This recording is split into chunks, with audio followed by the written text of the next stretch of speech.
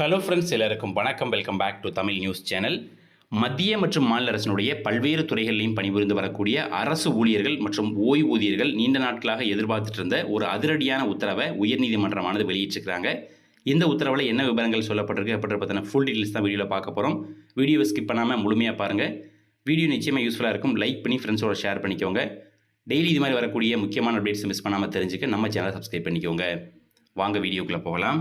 மத்திய மற்றும் மாநில அரசினுடைய பல்வேறு துறைகளிலும் பணிபுரிந்து வரக்கூடிய அரசு ஊழியர்கள் மற்றும் ஓய்வூதியர்கள் அவர்களுடைய பணி காலத்திலேயோ அல்லது பணி ஓய்விற்கு பின்னரோ அரசாங்கத்திலிருந்து அவர்களுக்கு கிடைக்க வேண்டிய நியாயமான சலுகைகளுக்காக, உதாரணத்துக்கு பணப்பலன் சார்ந்தோ அல்லது சர்வீஸ் ரிலேட்டட் இஷ்யூ சார்ந்தோ சம்மந்தப்பட்ட துறையை தொடர்பு கொள்வாங்க. அவர்களுக்கு அவர்கள் மூலமாக, சம்மந்தப்பட்ட துறையின் மூலமாக உரிய நிவாரணம் கிடைக்காத பட்சத்தில் அவர்கள் நீதித்துறையை நாடுவதை தவிர வேறு வழி இல்லை. அந்த மாதிரியான நிகழ்வு தான் தற்பொழுது நடந்திருக்குது. அதாவது ஒரு அரசு ஊழியர் ஓய்வு பெறும்பொழுது அவருடைய ஓய்வு கால பலன்களாக அவர் கடைசியாக பெற்ற மாத சம்பளத்தில் 50% அப்படின்றத அவர் பேசிக்காக நிர்ணயம் செய்வாங்க. ப்ளஸ் டிஎன்எஸ் ரிலீஃப் வந்து கொடுப்பாங்க. இது வழக்கமாக இருக்கக்கூடிய நடைமுறை தான் இல்லைங்களா?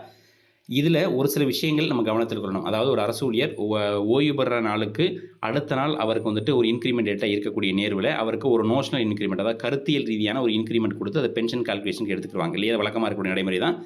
தற்பொழுது இந்த இடத்துல தான் ஒரு மிக முக்கியமான, இன்னும் சொல்லப்போனால் ஒரு வரலாற்று சிறப்பு மிக்க தீர்ப்பை பாம்பே ஹைகோர்ட் கொடுத்துருக்காங்க. என்ன சொல்லியிருக்காங்கன்னா, ஒரு அரசு ஊழியர் அவருடைய முந்தைய இன்க்ரிமெண்ட் டேட்லேருந்து அடுத்த 6 மாதங்கள் அவர் பணிபுரிஞ்சிட்டாருனாலே வந்துட்டு அவர் அடுத்த இன்க்ரிமெண்ட்டுக்கு தகுதியானவரோட ஆகிறாரு அப்படின்ற மாதிரி சொல்லியிருக்காங்க. அதாவது உதாரணத்துக்கு ஒரு அரசு ஊழியர் ஓய்வு பெறக்கூடிய தேதிக்கு முன்னதாக குறைந்தபட்சம் 6 மாத சர்வீஸை முடிச்சிருந்தாலே அவருக்கு ஒரு நோஷனல் இன்க்ரிமெண்ட் வழங்கலாம் அப்படின்ற மாதிரியான ஒரு அதிரடியான தீர்ப்பை ஆகஸ்ட் 19 வகையில் இந்த பாம்பே ஹைகோர்ட்லாம் சொல்லியிருக்காங்க.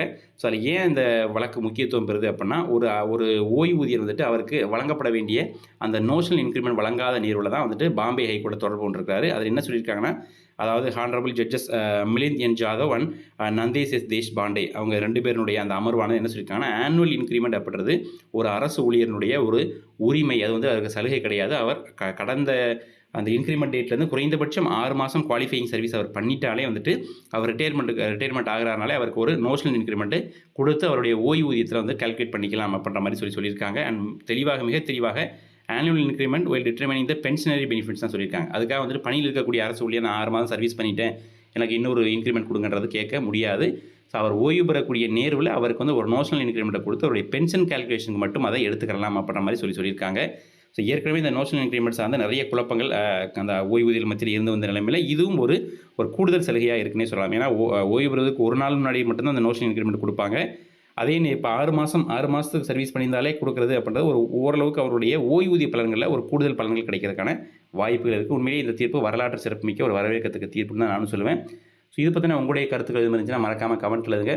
வீடியோ பிடிச்சா லைக் பண்ணி ஃப்ரெண்ட்ஸோட ஷேர் பண்ணுங்கள். டெய்லி இது மாதிரி வரக்கூடிய முக்கியமான அப்டேட்ஸ் மிஸ் பண்ணாமல் தெரிஞ்சுக்க நம்ம சேனலை சப்ஸ்கிரைப் பண்ணிக்கோங்க. வீடியோ சந்திப்போம். நன்றி, வணக்கம்.